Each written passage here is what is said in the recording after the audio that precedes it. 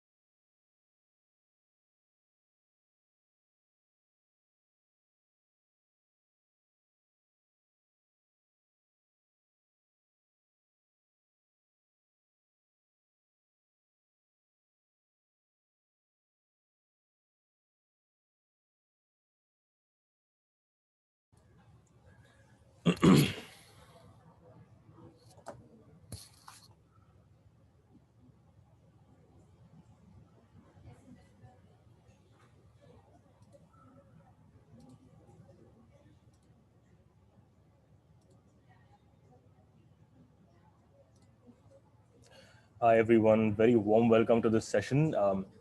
Thanks for joining in. So I'm going to just very quickly start things off. My name is Anirudh Bose. The presentation title says it all. Today we're going to talk about whether life insurance is a good investment or not. There's a Q&A box over there. It would be nice if any of you could just tell me whether I'm clearly audible or not. Anyone, if you just type in there whether I'm audible to you clearly at this point. I hope I'm clearly audible to everyone.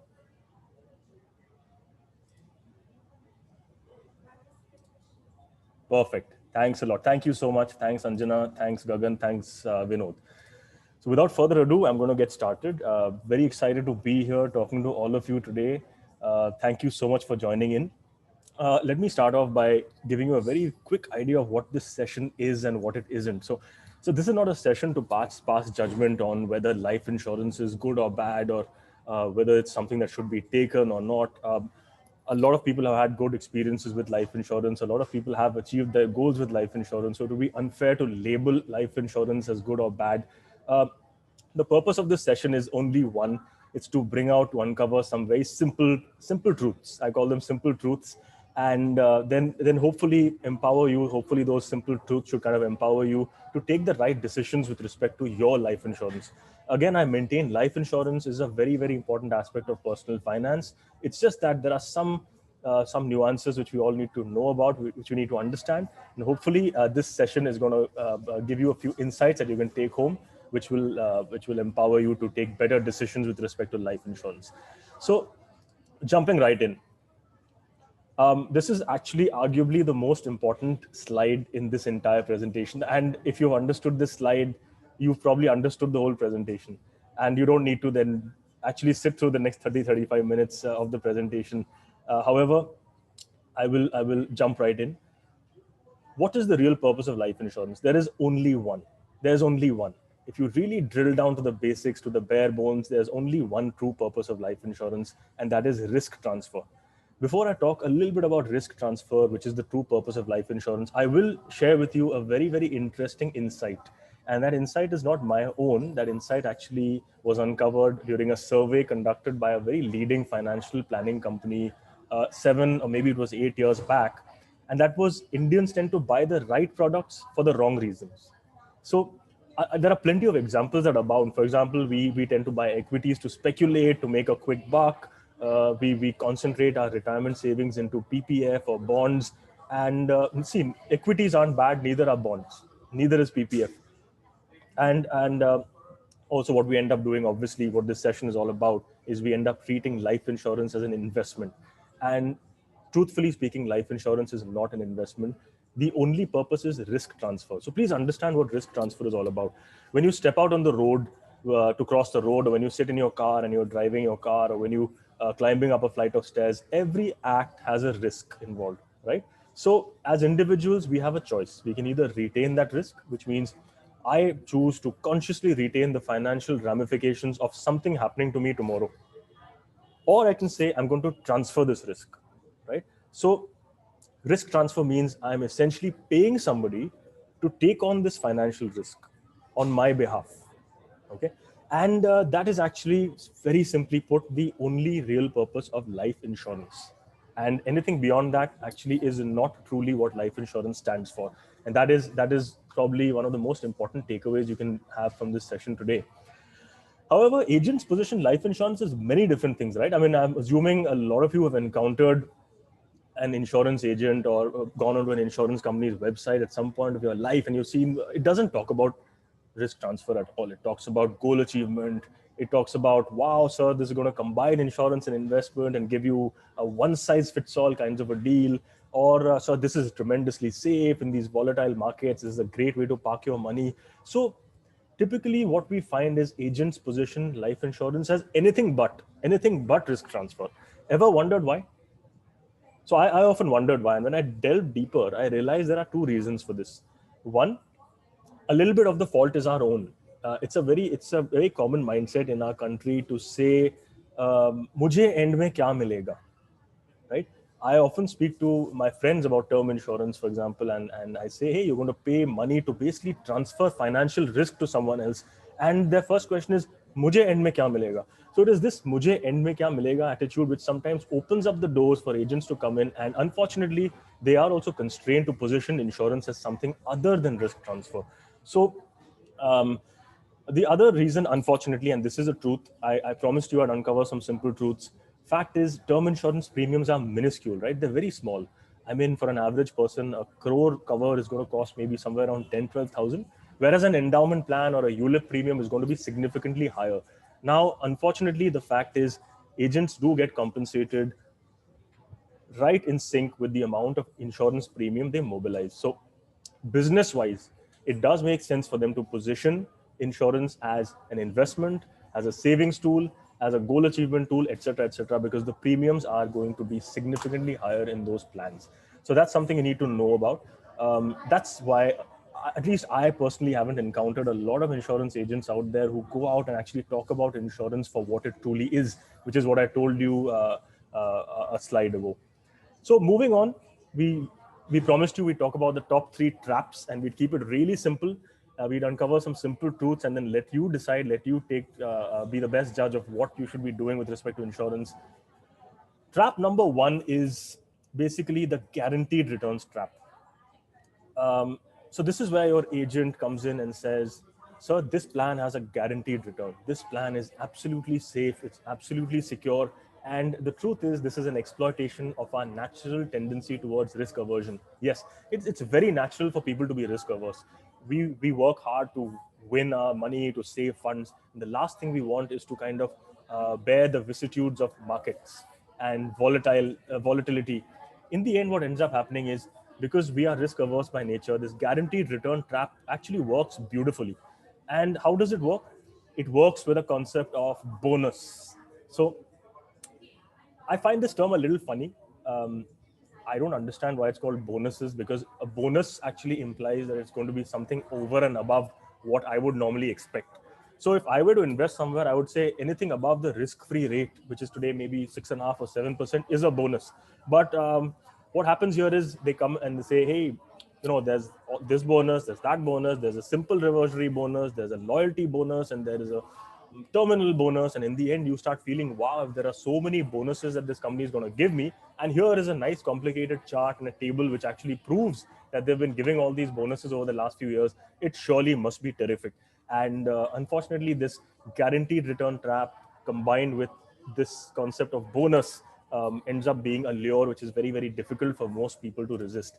I want to share with you a very interesting SMS that I received just a couple of days back. This is a real SMS. I, of course, erased the mobile number for the sake of confidentiality of the person who sent it to me. Now, this is a classic example of how the trap is set. I could not find, and it came at an opportune moment. I was planning this presentation today, and it came to my inbox just yesterday. It said, RD plan from LIC, save 5,000 per month for 10 years only, and get 12 lakhs after 16 years on maturity. Now, prima facie, it sounds really, really good, right? And this is a clever little trap, isn't it? Because what's happening here is it's exploiting two things. One, our tendency to see the big picture. So what we're seeing here, what is jumping out at me is, wow, my money is going to double. I am paying back of the envelope. I'm paying 60,000 for 10 years. That's 6 lakhs. And what I'm getting is 12 lakhs. So that's 2x, right? So I'm getting double my money. That it's even written here at the bottom, 2x. And the other lure is, I'm only paying for 10 years, but it appears prima facie that I'm going to get returns for the next 16 years, right? Now, how much do you think the actual returns, once you actually take this plan and put it in a spreadsheet and run an IRR formula on these very numbers, what do you think the actual returns are? 5.9%. Yes. So what I'm trying to tell you here is, this is a trap. So the numbers are clearly disguised to exploit two loopholes in our thinking: the big picture thought process and the fact that, oh, I'm only paying for 10 years and I'm getting returns for 16 years, must be really, really good. So I don't think it takes an investing genius to understand that a 5.9% return after waiting for 16 years is really, really not worth it. So that's how the trap is set. I'm going to take a very quick example of LIC's new endowment plan number 914. Okay. Uh, in case you're confused about the fine print, and I'll come to the fine print later, in case you're confused about how traditional plans work, I'm going to simplify it for you so that after today, you will always know how a traditional plan works. There are these 4 components of a traditional plan always. So there's your premium, which is the easiest to understand. In this case, this is a 30-year-old, you're paying 39,300. It could vary from policy to policy. There is a term, and the policy term could differ from the payment term, as you saw in that wonderful SMS that I received yesterday. There's something known as the sum insured. And then there are these wonderful bonuses, which basically are a function, a factor of this sum insured. That's how it works. Okay. And your agent will tell you typically something like this: sir, you'll invest just 9.82 lakhs and get 21 lakhs. Isn't that amazing? And the truth is, again, if you put this in a table, you'll realize that the returns are basically just in the range of 5.5%. People often ask me, why is that the case? Why are returns from traditional plans just 5.5%? And there is something you need to know. Another simple truth: all traditional plans, one, they have a very heavily front-loaded commission. So out of the first 1 lakh that you will pay, around 30 to 40,000 rupees is paid as commission to your agent, right? And then you've got your mortality costs for giving you that cover. And so basically what you have left after that is not much left to invest for the long term, right? And now here's the double whammy here is that traditional plans are actually constrained to invest their money, a very large percentage of their money in government securities. So actually LIC is the biggest buyer of government securities. They're the biggest lender to the government. So when you put these two together, you kind of have a perfect storm where a lot of your money is being shaved off upfront, right?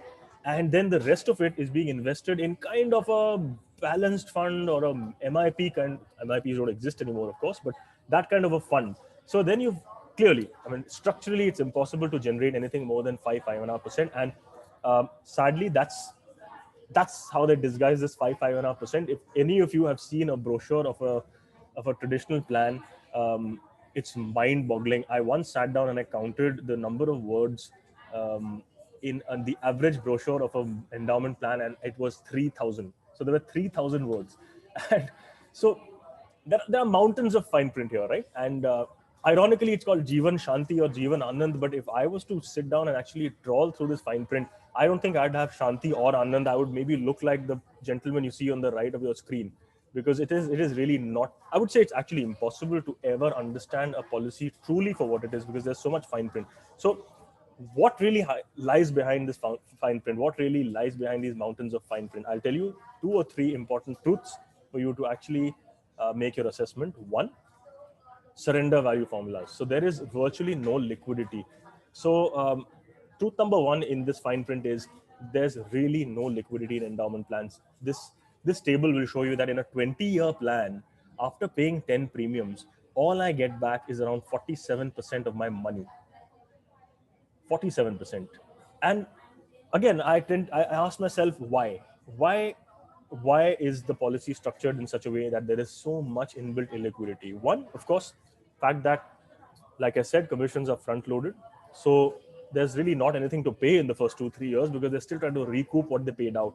Secondly, what I personally believe is that this actually leverages on a very, very common cognitive bias, a behavioral bias. That bias is known as loss aversion bias. And the loss aversion bias, essentially, which is actually proven empirically, it says that the pain of losing 2 rupees is twice as intense as the joy, the happiness that you get in gaining 2 rupees. That's a fact. And I think a lot of you would have experienced this in your own lives. And I think this illiquidity of endowment plans is essentially designed to get policyholders to keep throwing good money after bad. So, for example, let's say you paid for 5 years and now you say, hey, I've opened my eyes and I have gone through the fine print and I've spoken to an expert, and they're saying, and they've really shown me that this is not a great investment. This is just a 5.5% kind of investment. Then I go and I say, hey, I want my money back. What do I see? I've paid 10 rupees and I'll get back 3. And the loss aversion bias kicks in. And of course, at that point, we say, hey, there's no point of booking such a big loss. Let me just keep paying. So, of course, what should you do? That's a very important question that many investors come to us with. Should I exit? Should I actually take that hit? And the answer to that is it varies from policy to policy. It varies based on the tenor. So an expert will actually have to sit with you, understand your policy. And in some scenarios, mind you, it does make sense to continue paying. For example, if you're really close to the end, if you're 2-3 years away, it wouldn't make sense to kind of stop and book that entire loss. So the answer would vary from policy to policy. But what I'm trying to tell you here is that the surrender values, which are so low, are essentially present to keep you locked into that cycle of throwing money into the policy, because you don't want to have that, you don't want to book that loss and face that real severe pain of booking that loss. Now, second, it's very interesting, right? No insurance policy, no endowment traditional policy will ever tell you that this is the return, which means there is no past return trend. There is no table that says over the last 5 years XYZ policy gave 4% or 5% or 7% or 8%. Have you ever wondered why? It's because the returns are very low, not worth publishing. So what happens here is returns are actually disguised as bonus rates per thousand sum assured. Okay, and that's another illusion. I'll give you an example. If I was investing in an endowment plan, if I put away 40,000 rupees in the first year, and the insurer added another 40,000 as a bonus on that year, I would say, wow, that's outstanding. I just got 100% return on my investment, right? So I would think that's a really terrific return that I've just got. This, unfortunately, is another bias that we need to watch out for. I'll tell you why. That 40,000 that was just added to your policy is not going to be available for you for the next 25 years, right? You will eventually have access to that 40,000 after 1/4 of a decade. So time value of money, my friends, kicks in and it erodes the value of that 25,000. Second, that 40,000. Second, that 40,000 isn't going to grow at all. It just lies there static as a number in my policy. So again, so it's misleading. The reason that insurance companies don't publish returns is because returns are poor. So they hide behind bonus rates. So now that you understand how bonuses work, hopefully this kind of makes it easier for you the next time you come across a policy, and you will be able to dissect what this bonus actually means. And the implication of a 42 rupees bonus per thousand sum insured doesn't mean you're getting 100% or a 80% return on the premiums you've paid so far. In fact, quite the opposite. If you put all the bonuses on a table, you will end up seeing that returns are just in the range of 4 to 5 or maybe 5.5% per annum, depending on the policy tenor. Truth number 3 is probably the most important one. Again, I would like to go back to the first slide where I mentioned to you that there is only one real purpose of life insurance, and that purpose is to cover financial risk. It is to transfer the financial risk of my loss of life, right? And it's a very, very interesting inference that most traditional policies in India have a death benefit of just 3 or 4 or 5 lakhs. How much do you think that's going to, I mean, it sounds brutal, but truth be told, 3, 4, 5 lakhs isn't going to make a dent in our family's expenses if we were to pass away. That's the truth. So what we have here is essentially nothing. We don't have transparency, we don't understand the policy, and we jump in without understanding it. There is no liquidity, there is no access to capital in case I need the money in the interim for an important goal. Yes, there are loans against the policies that are available, but those are again available only onto the paid up amount.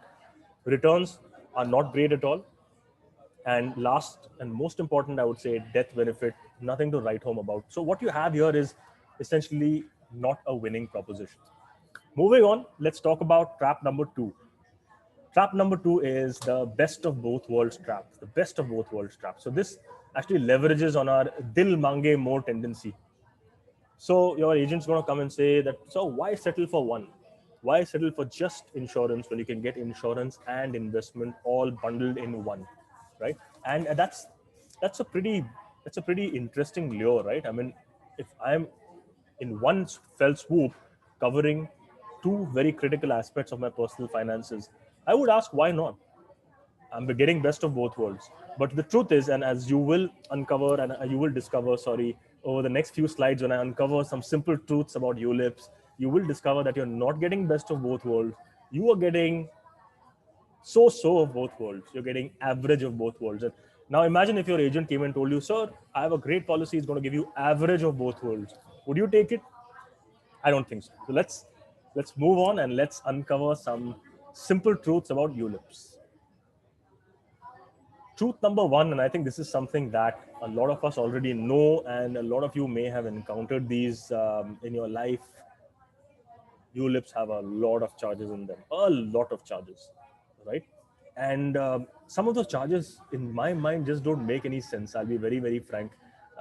I'd never understood why they're there. ULIPs have improved. There were ULIP reforms in the year 2010. Prior to that, there were what I would call severe wealth eroding financial instruments. Now they've moved into the zone of just being suboptimal. But when you see all these charges, so I'm having to pay for switching, I'm having to pay a fund management charge, a premium redirection charge, discontinuation charge if I choose to discontinue my policy. In the end, what I have is a whole bunch of charges, and a lot of these actually, unfortunately, will recur on an annual basis. I'm not saying that charges are bad. I'm not saying that investment should be free of cost. Even mutual funds have costs inbuilt in the form of total expense ratio.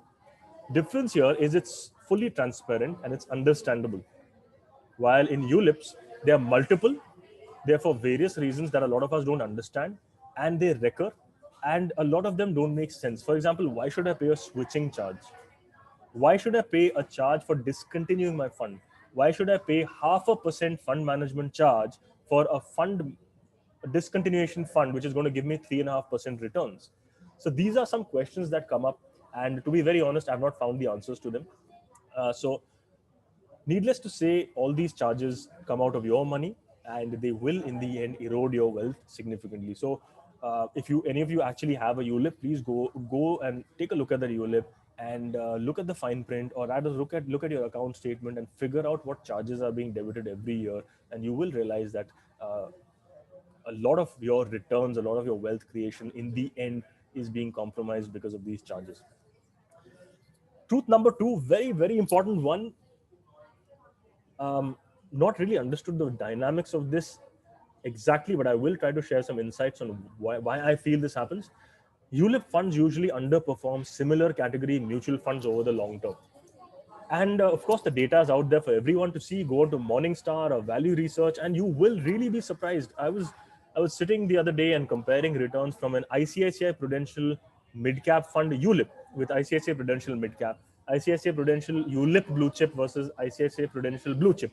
For that matter, an Exide Life mid-cap or a Reliance Life mid-cap with a DSP mid-cap.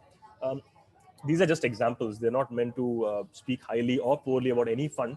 But if you go out there and if you see it, you will realize the stark underperformance. And I'm talking about the differences in some of these -3% and +8% over a 5-7 year period. So it's tremendous.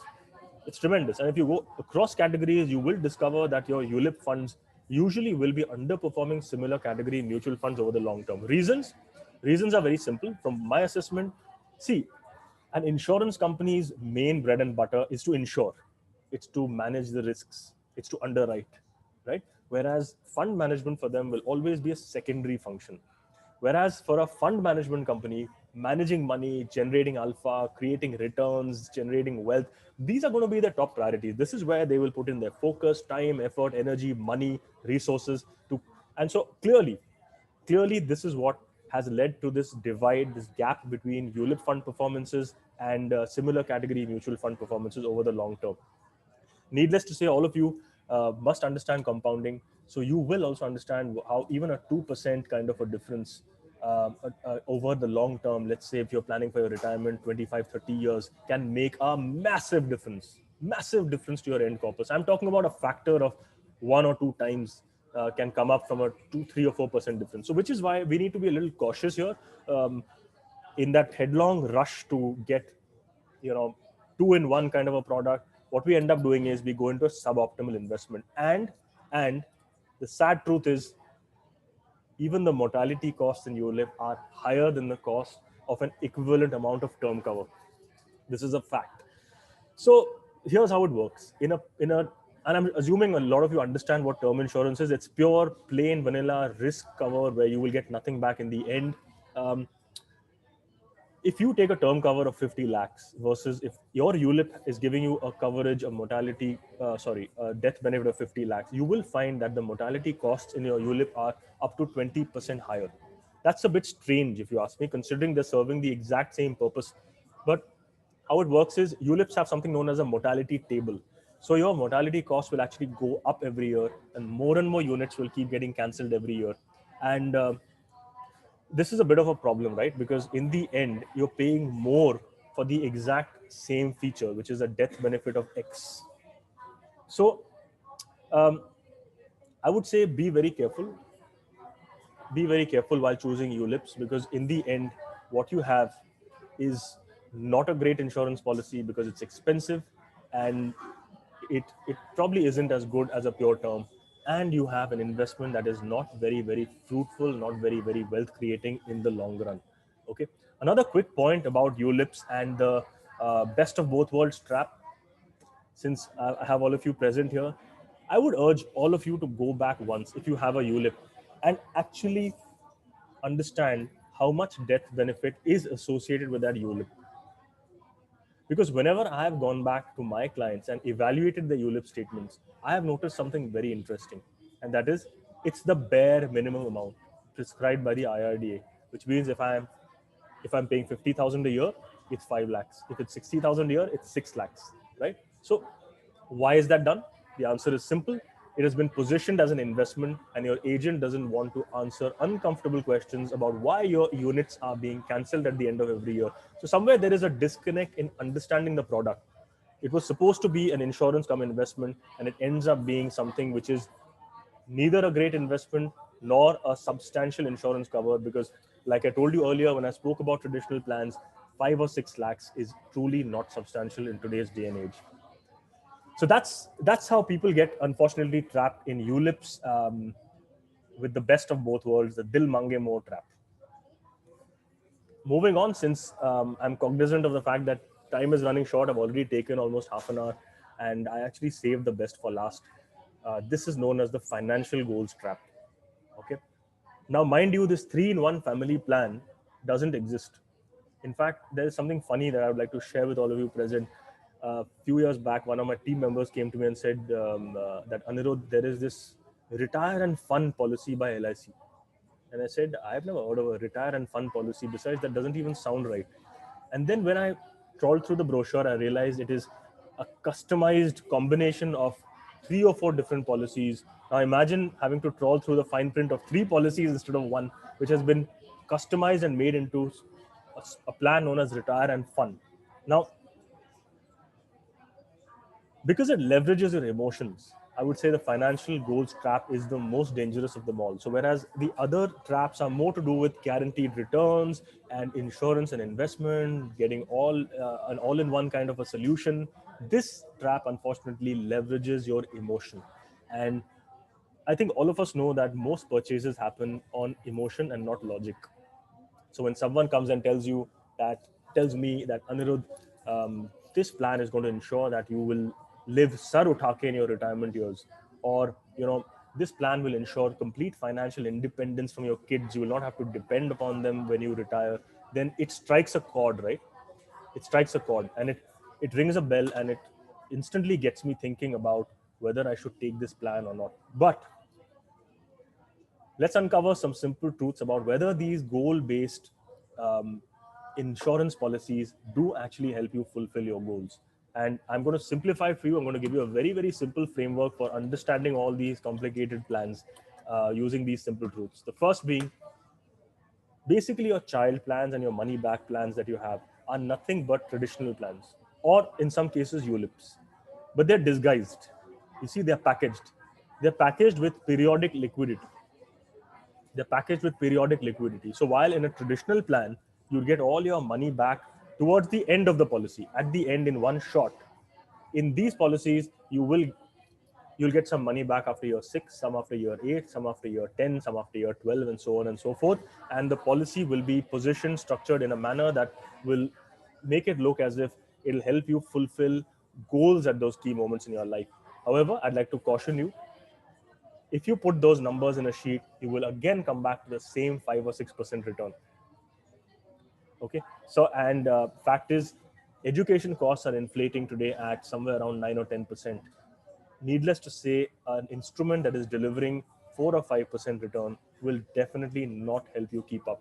So you have to be very, very careful. These are just traditional plans in disguise. Actually, they're a combination of traditional plans, one with many. Second,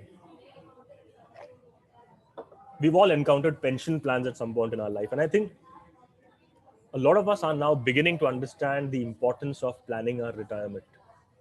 Costs are escalating, lifespans are increasing, medical costs are increasing, nuclear families are on the rise, joint families are breaking up. A lot of us are realizing that retiring with enough money is very important. And that's where these policies go and strike a chord, because they say that we're going to give you guaranteed income for life. Okay. However, what you must understand as investor is this: most pension plans are nothing but packaged ULIPs.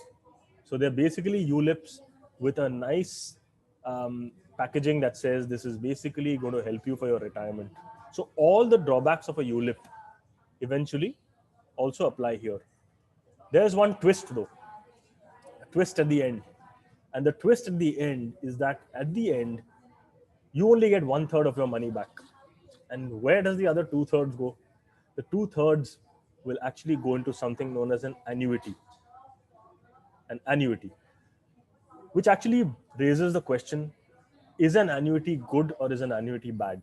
So that's actually the third type of plan I wanted to talk to you about. So there was the money back, and there is the pension, and now there is the annuity. So 2/3 of your pension plan accumulation will mandatorily at the end flow into an annuity. Simple truths about annuity. One, annuities are forever. Annuities are forever. So once you annuitize your money, there is no de-annuitizing your money. Okay. Once you've bought an annuity, you've passed the free look period, you cannot get your money back. That money is gone, and you don't have access to that capital. You can't redeem in case of an emergency. It is essentially what I like to call a black hole of illiquidity, or you could even call it a prison. You're trapped in that annuity forever, as long as you're alive. Why I'm not a big fan of annuities is truth number 4. And to actually unpack truth number 4, I'm going to share with you a very interesting story. So a client a client of mine had just retired. I think it was 2013 or something. And she got an offer for an annuity plan from an insurer. And that annuity actually had options all the way from A to I. So as if one option wasn't confusing enough, she had to deal with some 13 or 14 different options.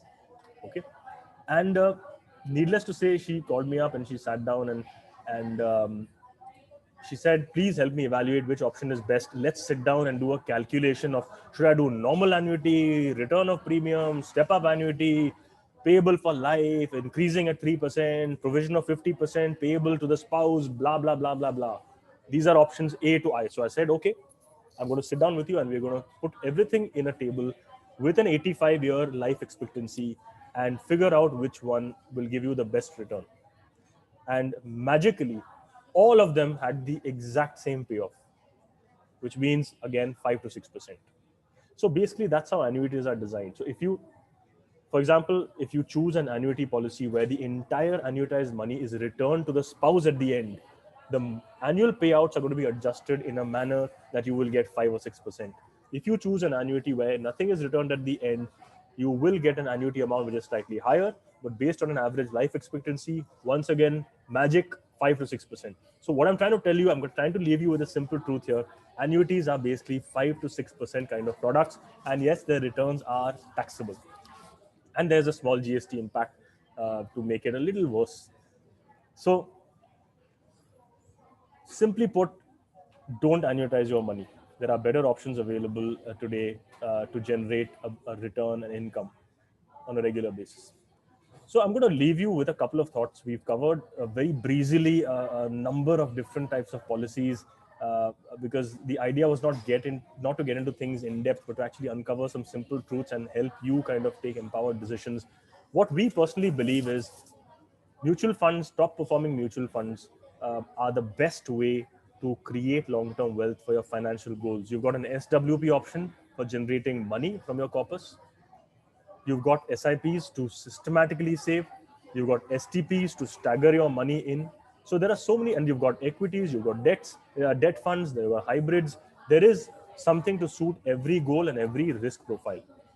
So what we personally believe is insurance has its own place, and it's a very, very important place because in the end, if I don't have enough assets to cover my the financial security of my family in my absence, I believe it's a very, very important step. In fact, I believe it is the base of my financial plan that I go out there and I kind of secure them first before thinking of anything else. But to create wealth, they are not an ideal option. You got mutual funds, which we personally believe are definitely a much more optimal option.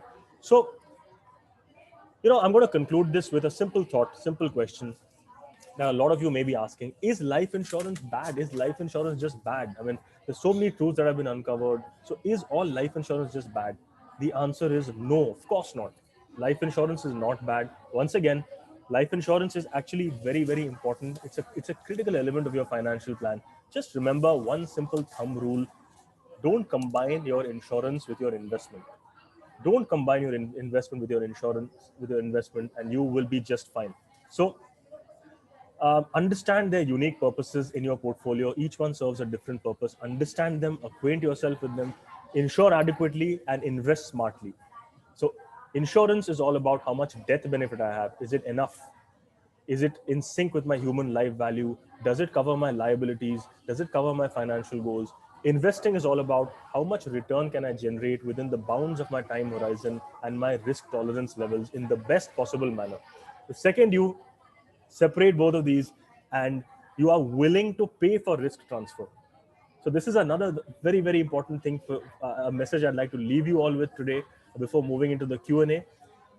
Be willing to pay for risk transfer. When you're transferring the risk of the loss of your life to someone, there is a cost involved. They are taking a risk, and that cost is not reimbursable. That cost is not reimbursable. That is a genuine expense. Treat it as an expense, invest smartly. And with that, I'd like to bring this to a close.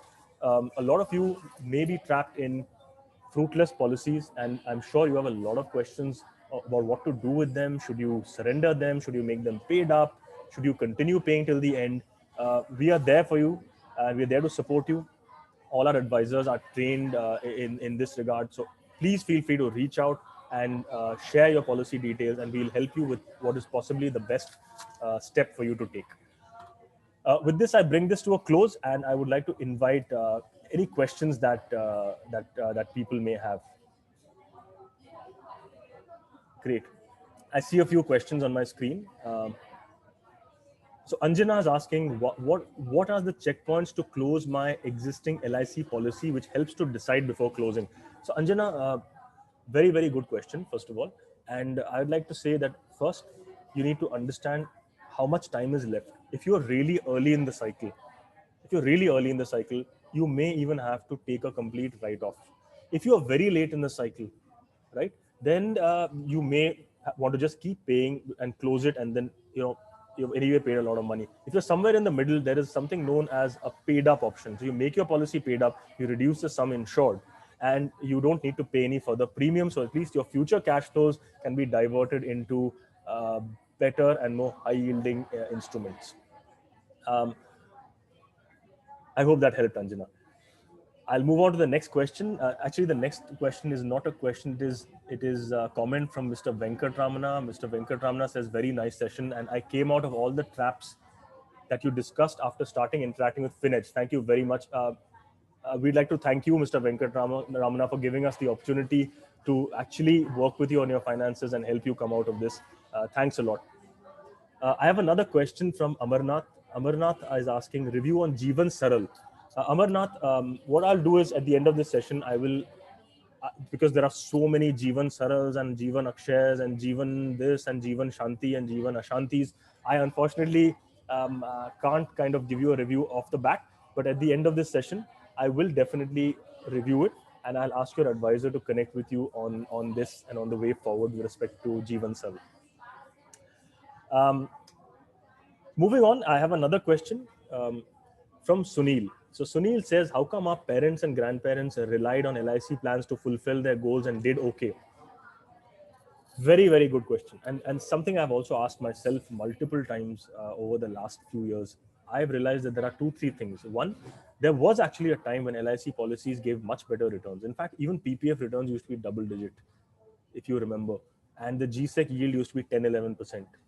At that point, probably these kind of policies which were locking you into that kind of long-term return made sense. If you compare those policies with the kind of endowment plans that you have today, I'd have to say that the returns are far lower and not even inflation beating. And also the fact that at that point of time, please understand that a lot of these options were not available, right? The mutual fund industry wasn't so organized. You didn't really have avenues where you could go out and earn a 12-13% kind of a long-term return. So it's also a question of availability of much better, much more sophisticated, much more high-yielding products at this point of time that we had at that point. So again, I would say we are not pro or anti-insurance. We just believe insurance has a certain purpose in our life, and that purpose is to cover risk, and the investment part must be looked at differently and must be looked at with a different lens. I have another question, and that question is from Dhaval. And Dhaval says, if not pension plans, what is the best way to fund our retirement? So I spoke about pension plans, and I mentioned to you that pension plans are essentially either packaged ULIPs or packaged endowment policies with an option in the end, not an option, but actually a mandate to kind of annuitize the money. So I don't think annuities are great when you consider that you'll get a 5-6% kind of a yield. And even the ULIPs leading up to those, that annuitized money will eventually underperform mutual funds. I would say use very aggressive if you can, after understanding the risks associated. Use aggressive mutual funds to build up to a large corpus after understanding risks. And once you're done, use another portfolio. I mean, use a nice mix of assets. There are many options. You can use fixed income funds, you can use dynamic asset allocation, hybrids, and even a mix of other government instruments. So even FDs. Once you retire, there is a place in your portfolio for a lot of assets, including FDs and RDs. So then at that point, mix it all up, start an SWP and give yourself a guaranteed income. And even after retiring, some of your money should harness the power of equities. I have a few more questions. Thanks a lot for engaging with us and asking so many questions. I have Mrityunjay. Mrityunjay is asking, is it necessary to take term insurance for both partners providing one is not working? Great question, Mrityunjay. Absolutely not. Absolutely not. In fact, what I would tell you is, before taking term insurance, always ask yourself, is there a financial dependency on this person? Not emotional, financial dependency. It's a brutal way of looking at it, but you need to ask yourself, will the loss of life of XYZ individual impact me or my family financially? If the answer is no, you don't need it. You don't need it at all. And mind you, there is another, I'll use this opportunity, Mrityunjay, to talk about a mindless thing that people do. People insure their kids. People insure their kids, which means if something happens to the kid, they earn money. And that is again a mindless thing to do. It is just that clearly points to some degree of confusion that has been created during the purchase process. Because if you consider the fact that if something happens to my child, I earn money, that seems abhorrent. So it's a simple answer, Mrityunjay. If there's a financial dependency relationship, then that person should be covered. If not, no. And that is the simple black and white thumb rule for you.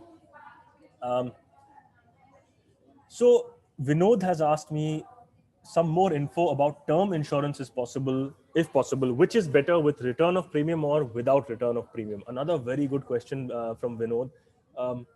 I'll give you a very quick fixed thumb rule for term insurance. Again, it's been supremely complicated and there are so many formulae floating about, and I don't think personal finance should be so complicated. I'd say, one, take as much cover as is 20 times your post-tax income today, and that is sufficient. So if your post-tax income is maybe 20-25 lakhs, you will need a cover of somewhere between 3 to 4 crores. So 15 to 20 times is sufficient. And then you've also got to factor in your goals and your liabilities. So take the present value of your goals, add it in there, and take your outstanding liabilities, take half of that, add it in there, and that's it. That's a great formula, and I think that's absolutely sufficient. Also ask yourself, Vinod, if you even need insurance, because a lot of people have enough assets to cover their families. If you have enough assets, you don't need insurance at all. And to answer your second question, Vinod, pure is always better.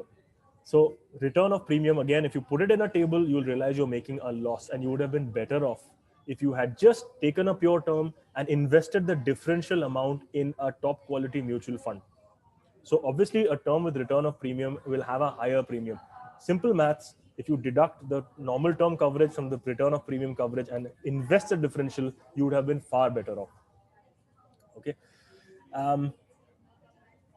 Then Vinod has again made a comment saying, thanks for a crisp and informative presentation. Thanks a lot, Vinod. Thanks for taking time out to attend. And I'm very happy this added some value to you. Ashish has asked a question. If I am having money, what should I go for? Insurance or to invest in a mutual fund? Again, insurance, Ashish, you say you're covered by your employer, but I would think that it could be life insurance, but I'm assuming you're talking about life.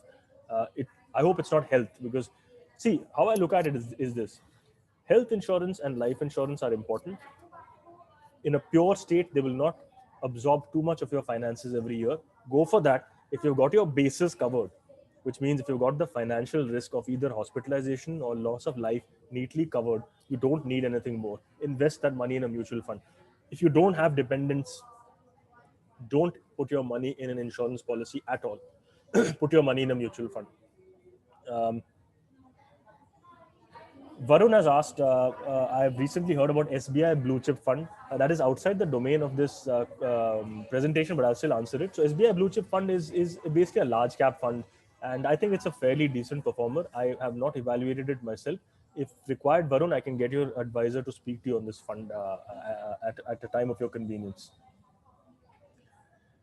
Excellent. So I think we've addressed all the questions, and I've personally really enjoyed myself over the last 50 minutes, and I hope you've taken away a few nuggets of information, a few simple truths that you will be able to apply to your life and to your financial life, and that will help create value for you. Have a pleasant weekend, everyone. This is me signing off, and I look forward to seeing all of you again very, very soon. Take care, everyone.